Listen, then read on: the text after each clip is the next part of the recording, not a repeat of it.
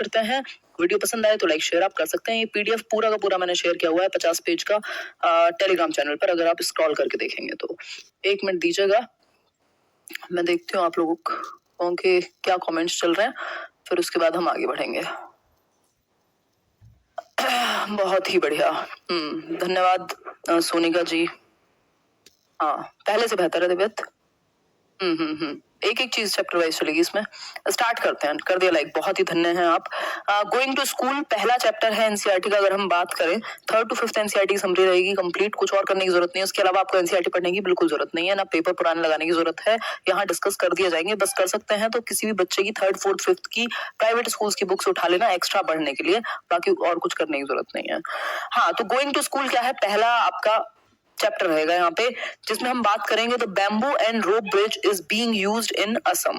भाई जो असम है या असम है, वहां पे हम स्कूल जाने के लिए कौन से तरीके कहाँ इस्तेमाल होते हैं, ये बात की गई है इस एक पर्टिकुलर चैप्टर में। ठीक है, तो अब हम बात कर रहे हैं कि बैम्बू एंड रोप ब्रिज कहाँ इस्तेमाल होता है असम में, यानी कि बैम्बू एंड रोप ब्रिज मतलब भाई बांस का और रस्सी का जो पुल है उसको हम इस्तेमाल करते हैं असम के अंदर। किसके लिए? स्कूल जाने के लिए। जितनी भी बातें हैं काल्पनिक नहीं है, एनसीईआरटी के अकॉर्डिंग है।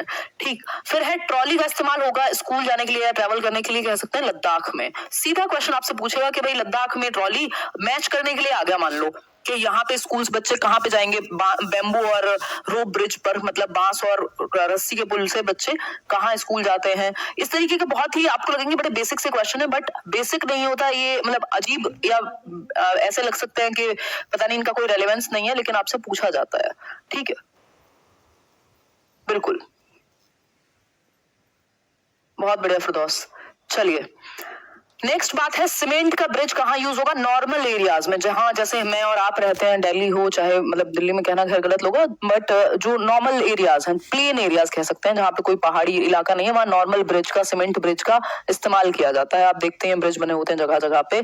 इसके अलावा अगर मैं बात करूं, भाई हिंदी में ही बोल रही हूँ, बस सुनोगे तो भी समझ में आ जाएगा।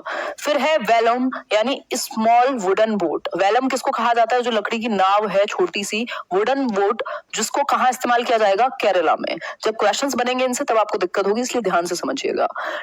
कैमल कार्ट, यानी जो ऊंट की गाड़ी है, जैसे घोड़ा गाड़ी होती है उस तरीके से कैमल कार्ट हो गई, तो कैमल कार्ट का इस्तेमाल राजस्थान में किया जाएगा। ये आप वैसे भी जानते हैं, राजस्थान में ऊंट पाए जाते हैं ज्यादा मात्रा में। ठीक, बुलक कार्ट्स, जो बैलगाड़ी जिसको हम कहते हैं, वो नॉर्मल प्लेन्स में जो विलेज है, जो नॉर्मल गांव है, जहां पे पहाड़ी इलाका नहीं है, वहां जनरली हम यूज करते हैं। आगे बढ़ेंगे, the paths are rocky and uneven. जो रास्ते हैं वो उबड़ खाबड़ हैं, कहां पर, माउंटेन्स में। ये बिल्कुल सिंपल बात है, बेसिक अंडरस्टैंडिंग की, पहाड़ी इलाके जो होते हैं वो थोड़े से रॉकी एंड क्या होंगे, अनइवन होंगे, उबड़ खाबड़ होंगे, ये कह सकते हैं। उत्तराखंड में ये बात कही जा रही है आपके एनसीईआरटी में। उत्तराखंड क्या है, पहाड़ी इलाका है। ठीक है बात। इसके अलावा अगर मैं नेक्स्ट पॉइंट की बात करूं तो ये बड़ा इंपॉर्टेंट है, यहां से क्वेश्चन आपका कई बार आया हुआ है। जो बर्ड है, जो पक्षी होते हैं, उनकी जो आंखें हैं वो उनके हेड पर होंगी, या कह सकते हैं ह्यूमंस के मुकाबले, मनुष्यों के मुकाबले ज्यादा ऊपर होते हैं या सर के पास ज्यादा होती हैं, जिसकी वजह से वो एक टाइम पे अपनी दोनों आंखों से एक जगह पे फोकस कर पाते हैं, फोकस अच्छा कर पाते हैं। बट बाइपोलर जो विजन है, मतलब बाइनोकुलर विजन जिसको हम कहें, दो तरफ वो ज्यादा नहीं देख पाएंगे, एक टाइम पे एक जगह फोकस कर पाते हैं, और बहुत तेजी से रैपिडली उनकी आंखें फोकस करती हैं। ठीक, तो उनको एक सिंगल फोकस बहुत अच्छा रहेगा, और दूसरा जो आंखें हैं वो ह्यूमंस की बजाय ज्यादा सर की तरफ है, हेड की ऊपर, मतलब ऊपर होते हैं कंपैरेटिवली हमसे। दूसरा एक इंपॉर्टेंट पॉइंट, जो कान है पक्षियों के वो दिखते नहीं है, बट फीदर्स से कवर होते हैं, यानी उनके फर जो है उनका उससे कवर्ड होंगे, और इसलिए वो दिखाई नहीं देते, बट होल होते हैं, जो होल जो भी कहें आप, गड्ढा कहना चाहें, व्हाटएवर इट इज, तो होल्स हैं जो फीदर्स से कवर हैं, चाहे फिर वो लिजार्ड हो, चाहे फिर वो क्रोकोडाइल हो। इन सब की जो कान है, या बर्ड्स, बहुत सारे जो पक्षी हैं वो इस वजह से नहीं दिखाई देते क्योंकि वो फीदर्स से कवर्ड हैं या फिर उनके फर से कवर्ड हैं, और आंखें जो है वो कंपैरेटिवली हेड के पास होंगी या हेड पर होंगी, मतलब सर के पास। ठीक है, तो ये बेसिक बात है। ये जो कान है, जो होल्स हैं दो, वो हेल्प करेंगे सुनने के लिए ऐसे पक्षियों को, चाहे वो लिजार्ड हो या बाकी हो। तो लिजार्ड के जो कान है वो इसी तरीके के होंगे। ये क्वेश्चन इस तरीके से नहीं पूछा है, तो ध्यान में रखिएगा, ज्यादा चांसेस है आने के। पिछली बार 3 सेशन लिए थे, कर्णम मलेश्वरी से लेके सारा एक एक क्वेश्चन फंस गया था। ठीक है, आगे बढ़ेंगे नेक्स्ट पॉइंट पर। क्रोकोडाइल के साथ क्या सीन है, क्रोकोडाइल के साथ भी यही सीन है कि जो उनकी आंखें हैं, आंखों की जगह यहाँ पे ईयर कर लेना, ईयर्स जो है उसके ऐसे ही होते हैं, फीदर्स से ढके हुए, या कह लो फिर एक होल होता है छोटा सा जो आपको दिखता नहीं है। फॉर एग्जाम्पल मैं दिखा देती हूँ यहाँ पे, 1 मिनट रुको। ये तो होगा क्रोकोडाइल के ईयर, मतलब जो मगरमच्छ है उसके ईयर कहाँ है, ये जो होल दिख रहे हैं आपको यही उसके ईयर हैं, जो आंखों के जस्ट पीछे होल्स है। अब ये जो होल है ये दिखता नहीं है, बहुत ज्यादा विजिबल नहीं, बहुत हद तक ध्यान से देखोगे तो पता लगेगा। ये ईयर है और आंख क्या है, सर पे है, ये कह सकते हैं। ठीक, इसके अलावा अगर मैं बात करूं तो जो दूसरी हम बात कर रहे थे, बर्ड्स के जो आंखें हैं वो किस साइड होंगी, तो सर की तरफ ज्यादा होती है, मतलब सर के ऊपर कह सकते हो। तो ये जो है आप देख पा रहे हैं काफी हद तक, मतलब एक टाइम पे एक ही ऑब्जेक्ट पर फोकस करते हैं। ठीक है, ठीक है बात। आगे बढ़ेंगे नेक्स्ट एक पॉइंट पे।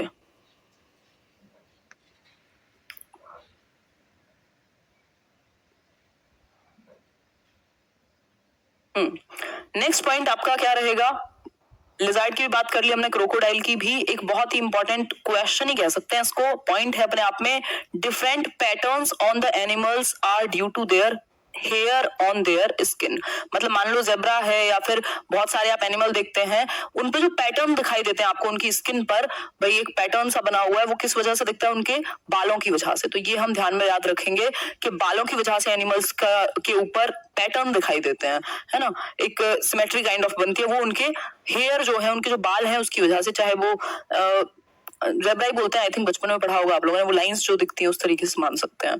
आगे बढ़ेंगे, without hair on an animals body there would be no pattern. 2016 में पूछा हुआ है, यदि बाल नहीं होंगे एक एनिमल के बॉडी पे तो वो पैटर्न नजर नहीं आएगा आपको। तो पैटर्न जो है वो बालों की वजह से नजर आएगा।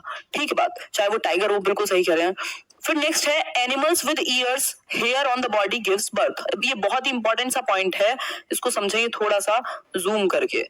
ठीक है भाई, वो एनिमल्स, ठीक है, वो एनिमल्स जिनके कान बाहर दिखाई देते हैं, जो इनके कान और बाल बाहर बॉडी पे नजर आते हैं, वो अपने जो यंग वंस हैं उनको जन्म देंगे, बर्थ देंगे, मतलब बच्चों को वो आगे पैदा करेंगे। फिर नेक्स्ट क्या है दूसरा, एनिमल्स जिनके कान और जिनके जो बाल हैं वो बाहर दिखाई नहीं देते हैं, जिनके कान बाहर दिखाई नहीं देते, छिपे हुए हैं, चाहे वो लिजार्ड हो, है ना, वो अंडे देते हैं। मतलब कि ऐसे एनिमल्स जिनके कान बाहर है, चाहे वो गाय हो, भैंस हो, बाकी डॉग हो आपका, वो जिनके बॉडी पे हेयर दिखाई देंगे और कान बाहर है उनके शरीर से, तो वो विजिबल है, यानी कि तो वो अपने यंग वंस को, अपने आगे वाली जनरेशन को जन्म देते हैं, गिव बर्थ। और जो जिनके कान बाहर दिखाई नहीं देते वो अंडे देते हैं, यानी कि एग्स ले करते हैं।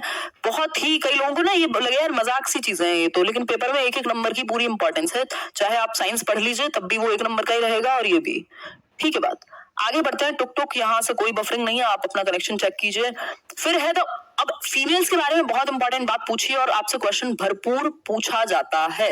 ठीक है, अगर मैं बात करूं तो ओल्डेस्ट एलिफेंट जो है, सबसे बड़ी जो मादा हाथी होगा, oldest female elephant becomes the head of the heard.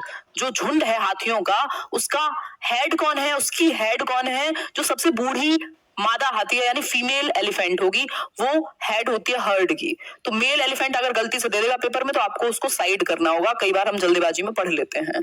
ठीक, और इंपॉर्टेंट चीज क्या है, जो एलिफेंट हर्ड है यानी जो हाथियों का एक झुंड है, वहां पे मेल मेंबर नहीं होते, फीमेल्स ही होती हैं। जैसे ही मेल मेंबर जो नर हाथी हैं वो 14 से 15 साल के होते हैं, वो हर्ड छोड़ के चले जाते हैं, यानी कि they left as they turn 14 और 15, 14-15 साल के होते ही जो हाथी है या जो मेल हाथी है, नर हाथी है, वो छोड़ के चले जाएंगे, हर्ड झुंड में नहीं रहेंगे। झुंड में फीमेल्स रहती हैं और उन फीमेल्स में भी जो सबसे ओल्डेस्ट है, सबसे बूढ़ी हाथी है या व्हाटएवर इट इज, वो इनकी हेड होगी। ठीक है बात, तो ये एक बेसिक बात हुई। आगे बढ़ेंगे, एक अडल्ट एलिफेंट, ये भी पूछा गया है आपसे, 4 ऑप्शन दे देगा एलिफेंट के बारे में, आपको चूज करना होगा, मैच करना होगा या सही गलत पहचानना होगा। ये डायरेक्ट एक लाइन में भी क्वेश्चन दे देगा। An adult elephant can eat up to 100 kgs of leaves and twigs in 1 day। मतलब कि जो एक अडल्ट हाथी है, प्रॉपर बोलते हैं भाई हाथी लेना आसान है, उसको खिलाना मुश्किल है, तो कह सकते हैं कि हाथी की डाइट जो है वो अच्छी खासी होगी, 100 kg तक, मतलब 100 kgs of leaves and twigs, जो और पत्तियां और जो भी झाड़ फूस वॉट एवर इट इज जो भी वो खाता है 100 किलोग्राम तक खा सकता है, जो आपकी लीव्स हैं, जो पत्तियां हैं और जो भी जंगल में अवेलेबल होती हैं, बाकी टहनियां वगैरह, इन सबको।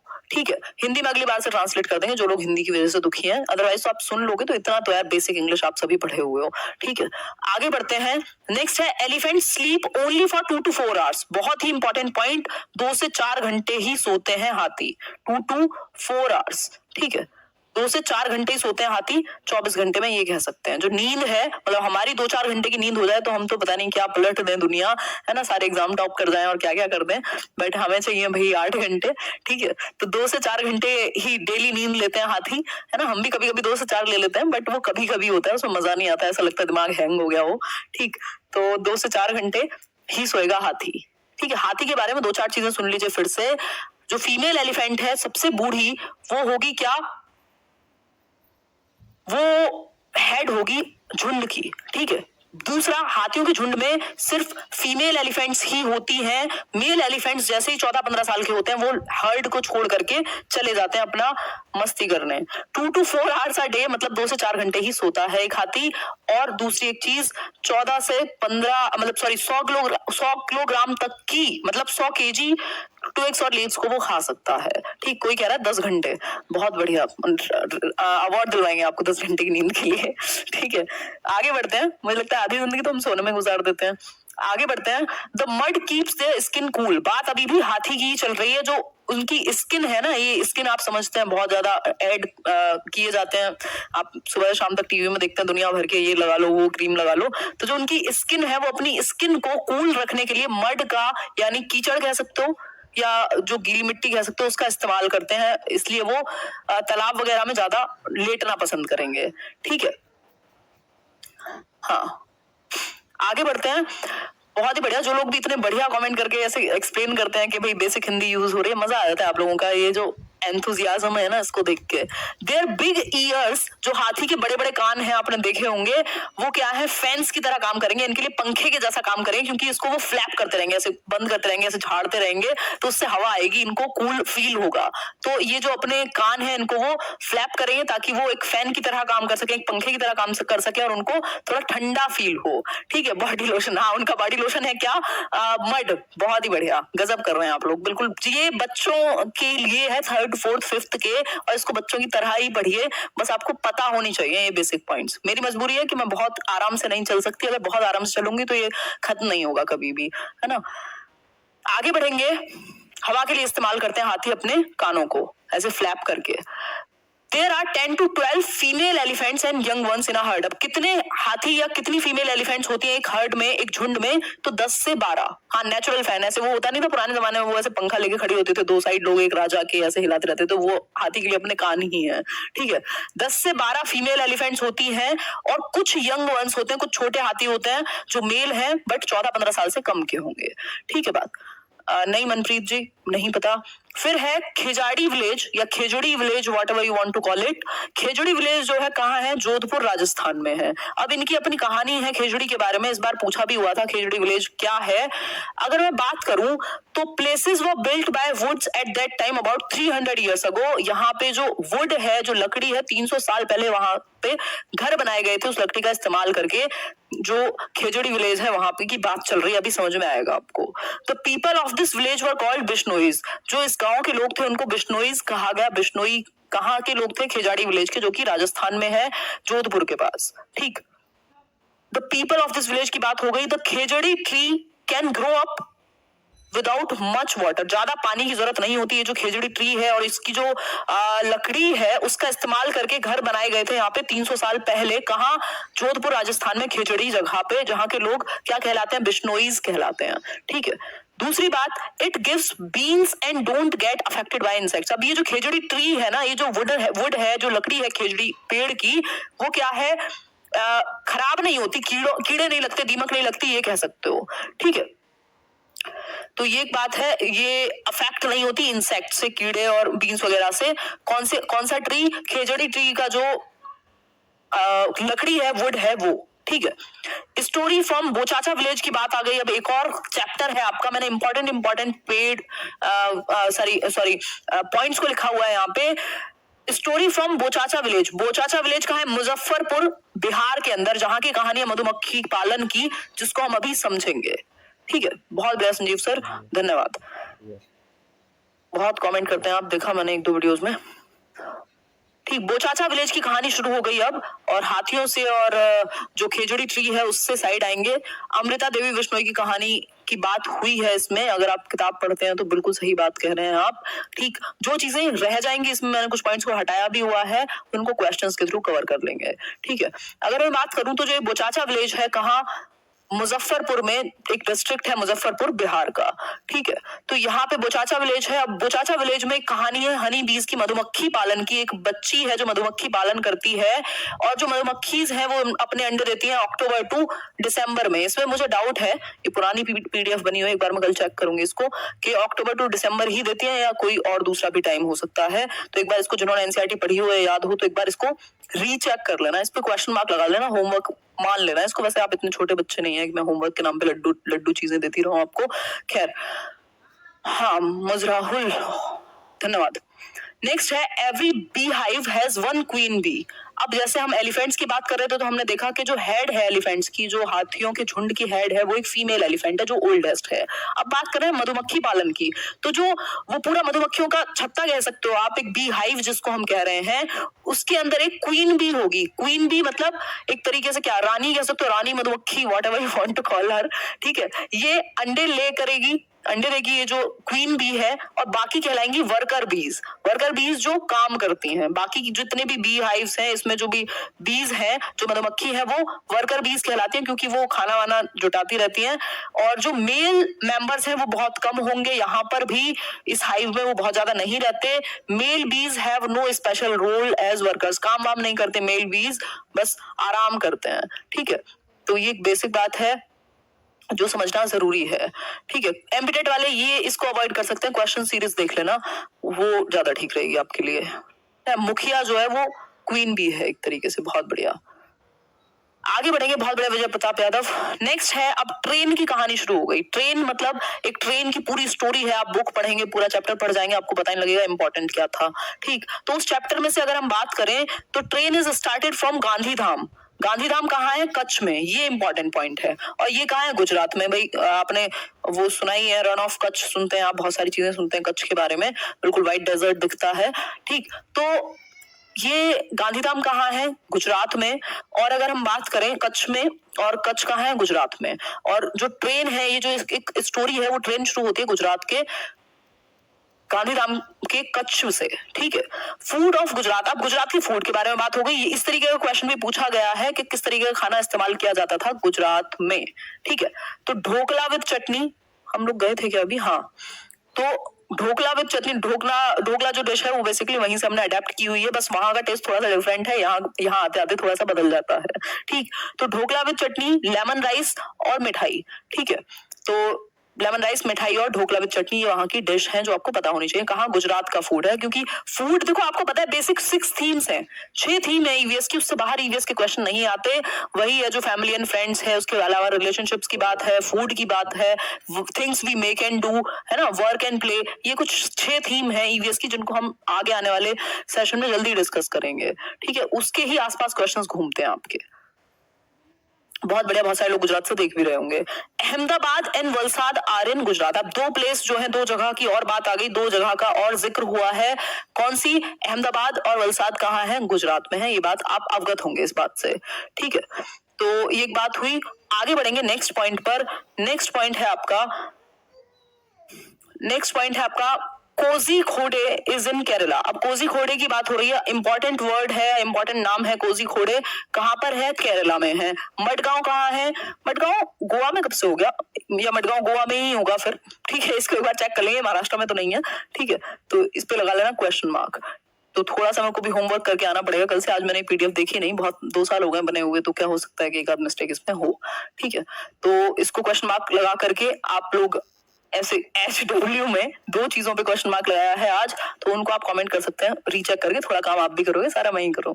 ठीक है, फिर है there are total 2000 bridges and 92 tunnels. ठीक है, 2000 ब्रिज हैं और 90 जो टनल्स हैं किस रूट में, गोवा से केरला के। भाई गोवा में ही होगा क्योंकि जो स्टोरी है उसी के बेसिस पे चल रही है, तो गोवा में ही होना चाहिए। मडगांव क्वेश्चन मार्क हटा लेना, बहुत ही बढ़िया। ठीक है, तो गोवा में ही होगा, कॉमन सेंस यही कहता है। गोवा से केरला के बीच में 2000 तो ब्रिज हैं और 92 टनल्स हैं। टनल्स से पास होती है ना ट्रेन, जो है जब आवाज करता है खड़खड़ खड़खड़, तो 92 टनल्स पढ़ेंगे और 2000 ब्रिज पढ़ेंगे। ठीक है, ये ध्यान रखेंगे आप लोग। क्लियर है बात? हाँ, कमेंट्स में थोड़ा कम देखूंगी, ध्यान भटकता है। आगे बढ़ेंगे नेक्स्ट पॉइंट की तरफ। नेक्स्ट पॉइंट है, इनको सिर्फ सुन भी रहे हो ना, सुन के दिमाग में जाता है और एक बार पीडीएफ पढ़ोगे तो बैठ जाएगा दिमाग में और फिर क्वेश्चन कर लेंगे तो ये कहानी आपको याद रहेगी। बस याद रखने की इंपॉर्टेंस है इसमें, बहुत ज्यादा ऐसा भी नहीं है कि सारी चीजें समझी ही जाए, बट हम कोशिश करते हैं कि एक्सप्लेन करें थोड़े अच्छे तरीके से ताकि दिमाग में रह जाए चीजें। लाइक कर देना इसी बात पे, ठीक है, मत करना नामन हो तो। Kozhikode is a city in the state of Kerala. Kozhikode कहाँ है? केरला में है, जो कि सदर्न इंडिया में आता है, यानी कि जो दक्षिण भारत है वहां आता है। आपको पता है केरला मैप में बिल्कुल नीचे की तरफ है। मैं तो मैप बनाऊंगी तो पता नहीं क्या बन जाएगा। ठीक है, भारत के मैप पे भी एक बार चर्चा कर लेंगे, क्वेश्चन आता है एक मैप से जरूर। ठीक, मालाबार तट पर है ये। ठीक है, it is also known as Calicut भी कहते हैं उसको। ठीक, तो ये एक बात ध्यान में रखेंगे, कोझिकोड एक सिटी है जो कि कहाँ है? केरला में है, जो कि अपने आप में दक्षिण भारत में आता है, मालाबार तट के पास, और जो इसको कालीकट भी कहा जाता है। ठीक है बात। आगे बढ़ेंगे। On the way to Gujarat to Kerala the train crosses Maharashtra, Goa, Karnataka. अब आपको ये मैप रख लो, एक प्रिंट आउट निकाल के घर में, या इंडिया का मैप ले आओ, 1-2 रुपए का वो आ जाता था ना छोटे वाला जिसको स्कूल में भरते थे, उस पे लिख लो गूगल से देख देख के कहाँ पे केरला है, कहाँ पे क्या है। उससे क्या होगा, आदत पड़ जाएगी और 1 क्वेश्चन 2 क्वेश्चन 3 क्वेश्चन तक भी आपके मैप से पूछ लिए जाते हैं भारत के। ठीक, तो गुजरात जाते समय on the way to Gujarat to Kerala, ठीक, गुजरात से केरला जा रहे हैं आप, ट्रेन क्या क्रॉस करती है? 3 स्टेट्स को क्रॉस करेगी as per NCERT, Maharashtra, Goa और आपका कर्नाटका। ठीक है, तो ये आपको पता हो कौन कौन किस किस के पास है, वो 7 स्टेट्स पता है आपको, इधर आपको पता है। ठीक, नेक्स्ट है Kottayam is the town in the Indian state of Kerala. Kottayam क्या है? केरला का ही एक टाउन है, तो ये भी आपको बेसिक चीज पता होनी चाहिए। ये जो भी लिखा है एनसीईआरटी में सब उपयोगी है। ठीक है, आगे बढ़ेंगे, लैंग्वेज की बात कर लेते हैं, एक बेसिक आइडिया ले लेते हैं। सब कुछ एनसीईआरटी के अकॉर्डिंग लिखा हुआ है इसमें। लैंग्वेज की अगर हम बात करें और कहाँ बोली जाती है, तो मलयालम का केरला में उपयोग करेंगे, कोंकणी कर्नाटका, महाराष्ट्र और गोवा, और कुछ पार्ट्स जो है केरला के वहां पे इस्तेमाल की जाती है एज पर एनसीईआरटी। मराठी क्या है? महाराष्ट्र में, गोवा में, दमन एंड दीव, दादर एंड नगर हवेली वगैरह में भी कुछ कुछ जगह पे होता है ना, कहीं पे ज्यादा प्रभाव होगा, दूसरी जगह पे लेकिन बोली जाती होगी, तो उस हिसाब से जनरल व्यू में लिखी हुई है। गुजराती गुजरात में बोली जाएगी ऑब्वियसली। कन्नड़ा कहाँ बोली जाएगी? कर्नाटका, आंध्र प्रदेश, तमिलनाडु और महाराष्ट्र के कुछ क्षेत्र में। ठीक है बात, तो ये एक बात हुई, और इस तरीके से हमने कुछ कुछ चीजें डिस्कस की है। आगे बढ़ेंगे, देखते हैं अभी, और हाँ मिल जाएंगे ये नोट्स, तो मैंने पूरे 50 पेज के शेयर किए हुए हैं। अभी मैं थोड़ा इनको दोबारा शेयर कर दूंगी, कोई दिक्कत नहीं है, कोई इशू नहीं है। अब ट्रेन के टिकट की बात कर लेते हैं। ट्रेन के टिकट पे क्या क्या डिटेल्स होती है, ये आपसे क्वेश्चन पूछा हुआ है बहुत ही सिंपल भाषा में, बहुत बढ़िया, हल्का अच्छा लगा सिंपल भाषा में कि जो, अच्छा एक और चीज है, फेरी, शायद आपने सुना होगा। तो जो फेरी है वो क्या है? एक प्रकार की बोट है, एक प्रकार की नाव है, जिसको हम कहाँ यूज करते हैं? केरला में, जो कि एक सदर्न इंडिया का पार्ट है। केरला आप जानते ही हैं, आई थिंक एजुकेशन का जो लिटरेसी रेट है सबसे हाई है ना, और साक्षरता रेट को क्या कहेंगे, दर, हाँ ठीक है। तो फेरी एक तरह की बोट है जिसको केरला में इस्तेमाल किया जाता है, एक तरह की नाव है। ठीक है, ठीक है, बहुत बढ़िया जितने भी लोग मडगांव की डिटेल्स दे रहे हैं। The details you can find on train ticket. Train ticket पे आपको क्या क्या मिल सकता है? अब 4 ऑप्शन आपके पास, ये 5 चीजें हैं, इनके अलावा जो भी ऑप्शन में दे देगा कि ये 4 चीजें हैं, 4 ऑप्शन होंगे, उनमें से एक गलत भी हो सकता है, 2 भी गलत हो सकते हैं। पूछेगा कौन कौन सी चीजें टिकट पर होंगी ट्रेन की और कौन सी चीजें टिकट पर नहीं होंगी। ठीक है, बहुत बढ़िया श्वेता, अच्छा लगता है। तो ट्रेन नंबर, ट्रेन का नंबर होगा एक, तो ऑब्वियस है भाई, ट्रेन का नंबर नहीं होगा पता कैसे लगेगा? ट्रेन वो बचपन में होता नहीं था, आपने देखे होंगे वो टिकट्स, अगर कोई लोग पुराने जमाने के होंगे, मैं ऐसा लगता है मेरे को, मैं बहुत जमानों से जी रही हूँ, ठीक है, मजाक कर रही हूँ। खैर, वो टिकट्स नहीं आते थे पहले, बहुत छोटे से एकदम मोटे से, ट्रेन के टिकट अलग से देख के बता दे कोई, अब तो पेपर वाले ही आते हैं, प्रिंट आउट वाले, वो होते थे बड़े बड़े टाइट होते थे एकदम छोटे से। ठीक, तो नंबर तो जरूर होगा ट्रेन का, भाई कौन सी ट्रेन, नंबर आप ढूंढेंगे कैसे ट्रेन को? ठीक है, फिर इसके अलावा date of start of the journey, भाई किस दिन जा रहे हो ये भी होगा। ठीक है, डिपार्चर आप कब करेंगे। फिर बर्थ एंड कोच, बर्थ आप जानते हैं वो जो ट्रेन का डब्बा है आपका, वो मतलब जो आप बैठेंगे जहां आप, और जो कोच है आपका पूरा जो डब्बा है उसका नंबर होगा। ठीक, फिर है fair, charge, cost of the ticket. ठीक, बहुत बढ़िया दीप्ति, परिदा। आगे बढ़ेंगे और डिस्टेंस इन किलोमीटर्स, कितने डिस्टेंस पे, कितने किलोमीटर्स में आप ट्रेवल कर रहे हैं। ठीक है, अभी भी मिलता है लोकल में, वो मोटे वाला नहीं मिलता आई थिंक आजकल। ठीक है, बिस्किट जैसे, बहुत बढ़िया बहुत बढ़िया, बहुत ही बढ़िया। येलो कलर के आते थे, बिल्कुल सही बात है कोमल, और आप लोग भी आज के तो हो नहीं तो खैर मजाक कर रही हूँ। तो ये एक बात है। हाँ सही है सही है। We are listening from Telangana, okay fine great. Thakur Balaji, हाँ पूरा इंडिया घूम रहे हैं हम यहीं बैठे बैठे, इसलिए एनसीईआरटी पढ़ना बहुत जरूरी है। ठीक है, और राम प्रताप जी आप तो बिल्कुल समय व्यर्थ ना करें बेकार में, है ना। तो भीड़ बढ़ाने की यहाँ कोई आवश्यकता नहीं है, जो लोग सच में सीखना चाहते हैं वही जुड़े हुए हैं।